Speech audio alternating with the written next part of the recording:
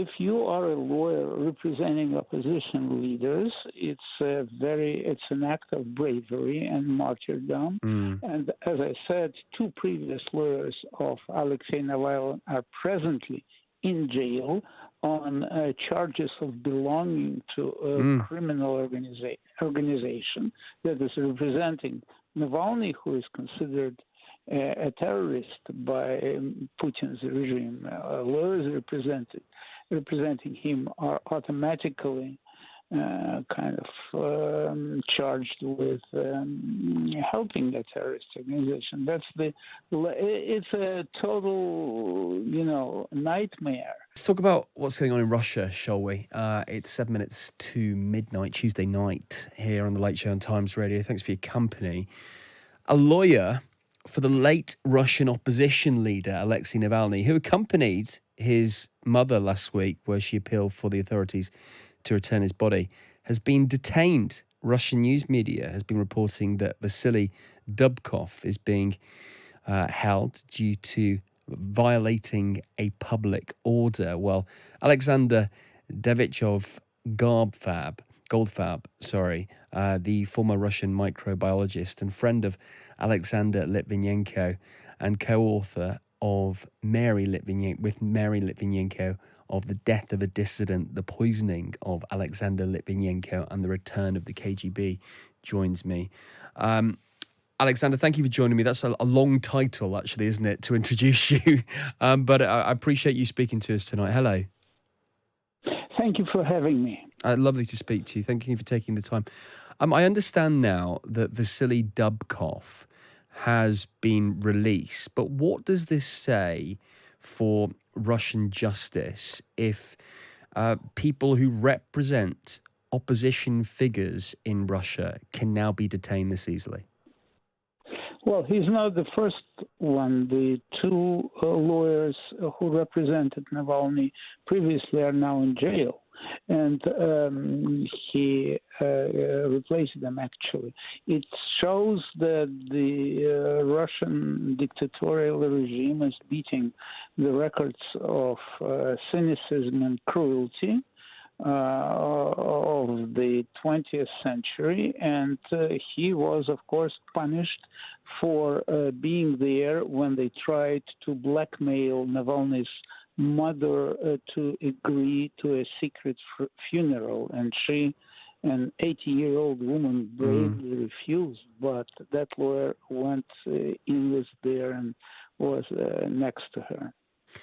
And like you say, it's not the first time. In January, someone called Olga Mikhailova, another lawyer for the opposition leader, said she'd been charged with exactly the same crime and decided to remain in exile. So how safe, how risky is it to work in Russia now if you represent opposition leaders? Well, if you are a lawyer representing opposition leaders, it's an act of bravery and martyrdom. And as I said, two previous lawyers of Alexei Navalny are presently in jail on charges of belonging to a criminal organization that is representing Navalny, who is considered a terrorist by Putin's regime.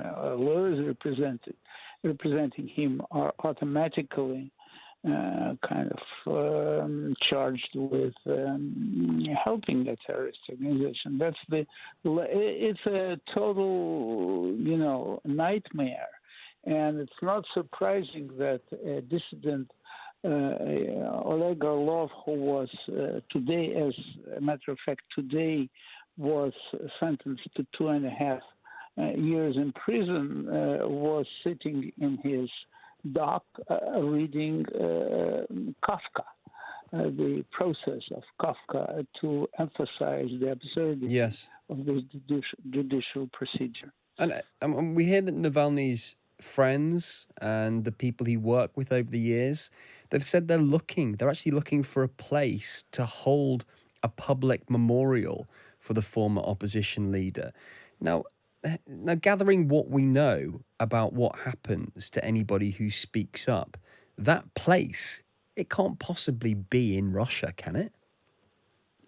Well, they want the funeral will be in Moscow, and they want a public place in Moscow where the public could come and pay the last respect. So it cannot be anywhere else.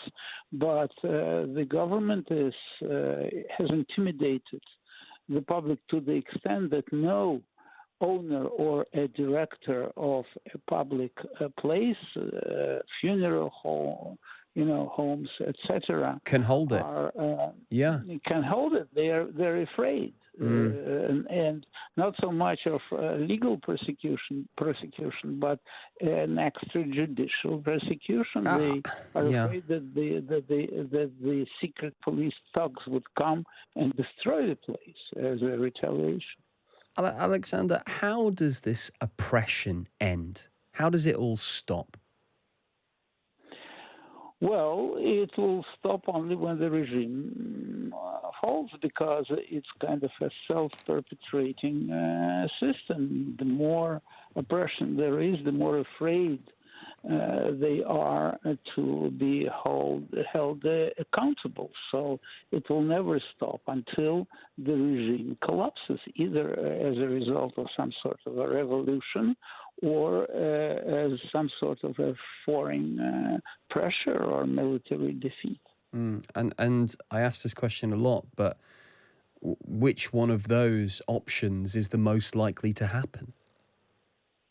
Well, at the moment, none is likely to happen because the West, and particularly the United States, kind of walk away from supporting Ukraine, and we cannot talk about military defeat of Russia.